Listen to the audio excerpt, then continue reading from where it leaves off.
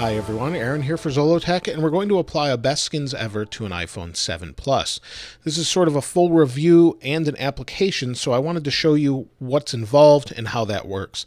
Now they've sent this along, and this isn't a sponsored video, but I've been using best skins ever for quite some time, and this is actually one for the iPhone 7 Plus, and it's matte black, or matte rather, to fit on my flat black iPhone.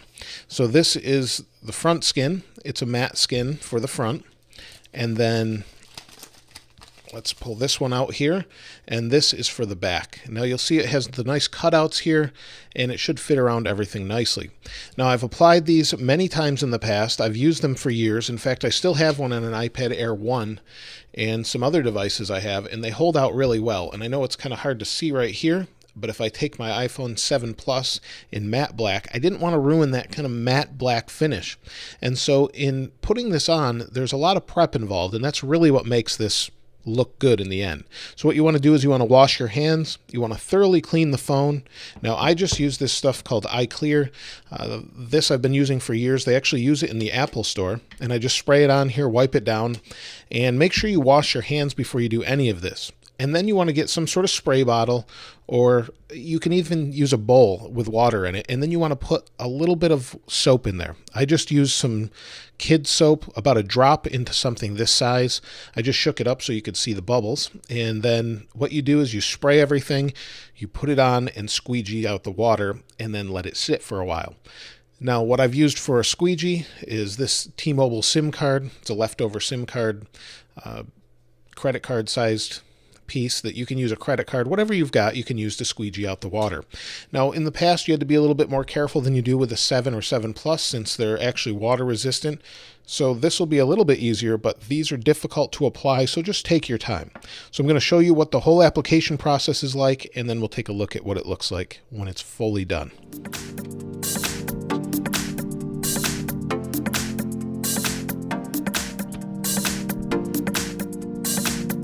I've wiped my device down fully. I'm going to start with the back, and you want a nice lint-free microfiber cloth if you're going to put one down below it, just to protect the screen. And then here is the part we're going to apply. So what we do is we spray our hands first.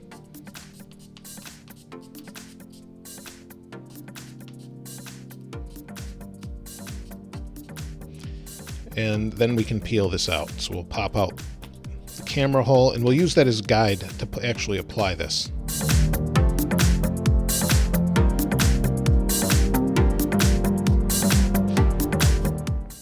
Now when I apply these, I make sure this is nice and dripping wet, and then it allows you to slide it around a little bit. So see how it's sitting here? It's a little bit scary because you're introducing a little bit of water. Just don't be afraid, slide it around a little bit. Get it aligned as best as possible. And it's going to slip around quite a bit once you start, so just start to squeegee things out.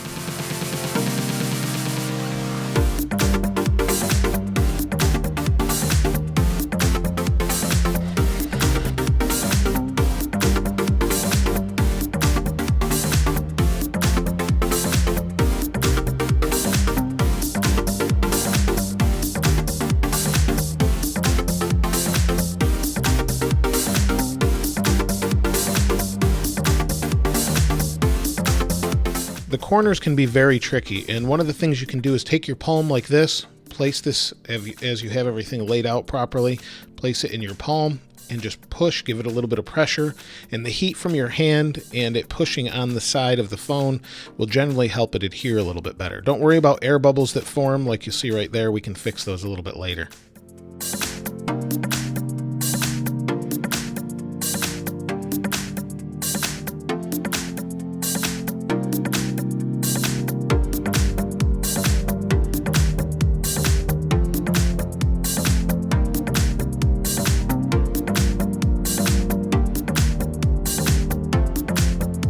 Now the back is fully applied, and you'll see there's a little bit of air bubbles around the corners, basically around the antenna line, and this is normal. This is going to take a while to actually set. So what I'm going to do is wait for this to set, but I'm going to put the front screen protector on first, and then what you're supposed to do is wait a day or 24 hours or so, and then you can come back and actually check everything out, make sure it's good. Now, if you have any air holes, you can simply pop them with a little pin prick and you won't see it, but I've never really had that issue. You can basically get most of these air holes out just by waiting. Normally they'll just go away. So now I'm going to put the front screen on. Again, it's all about preparation, and I'll prepare this front and I'll put that on. Take a look now.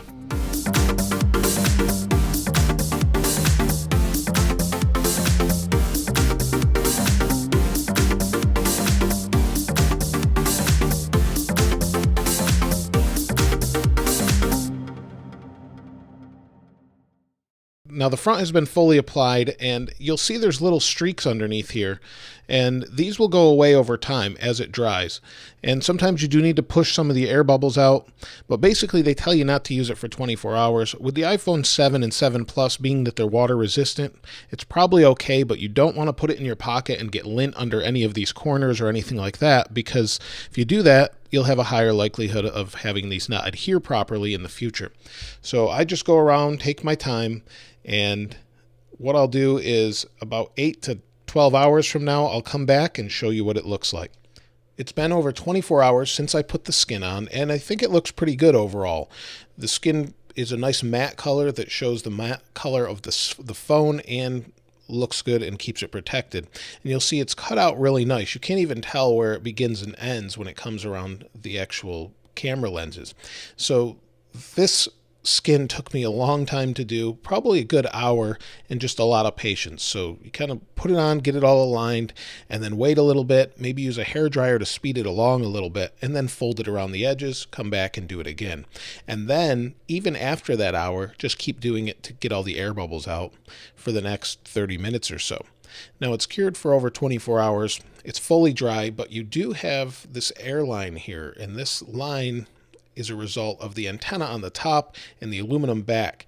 And the gap between that, meaning there's a little bit of a gap, but mostly this plastic antenna piece is slightly raised ever so much, so you get this little air gap in between here. It's on the bottom and the top, so it's present on both. Now if you look around everything else, it looks pretty good. Everything's well protected except for your ports and speakers and your microphone.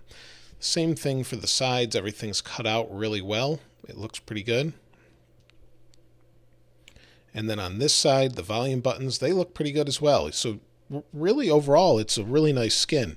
Now the one thing on the front I'm not crazy about is I do have the matte screen protector on here, and it looks good. It's hard to tell it's there except that it's a matte finish. It's nice and anti-reflective, but it kind of lowers the quality of the screen. And I mean that by it looks a little pixelated. So you may want to go with the gloss screen protector on the front as opposed to this one, or maybe even get a different one or not use one at all. It just depends on your preference there. But it's easy enough just to pull it off, and that's actually really easy to put on the front. But it does curve around the sides of the glass, which is nice. Looks pretty good there, I think. Curves around the edges, and it does feel a little plasticky, but it will protect the front of the phone, so that's nice as well. These skins seem to last pretty well. I've had them on my iPads for over 2 years and then took them off, and they don't bring any of the finish with them or anything like that. At least they haven't for me, and they just pull off. It takes a little bit of force, and you're good to go there. If you have a corner that pops up, you can simply re-wet it and push it back down. I've had that issue in the past, and they don't seem to leave any residue on your phone. The little residue that they might leave, you can just push off with your finger and it just rubs right off. So it's not a big deal. It doesn't stick to your phone like a hard sticker to get off. It's really pretty good. You just kind of rub it off and it comes right off. So I think the skins are a great way to go, a great way to protect your phone. They will fit in an iPhone case. So if you have a stock iPhone 7 or 7 Plus case, they'll fit in there, but you will lose some of the feel of your buttons from the volume and the power wake button, just because you have to push a little bit further because the skin's in the way. But they are a great way to protect your phone. Obviously, if you're going to use it just with the skin, you're not going to get that drop protection, and you still do have the camera lenses protrude, but this is sapphire according to Apple, so it shouldn't scratch too easy. That's pretty much it as far as best skins ever. Let me know what you think about them in the comments below. If you've used them, I've used them for years. I think they're great, but let us know your experience with them. If you haven't subscribed already, please subscribe and like. As always, thanks for watching. This is Aaron. I'll see you next time.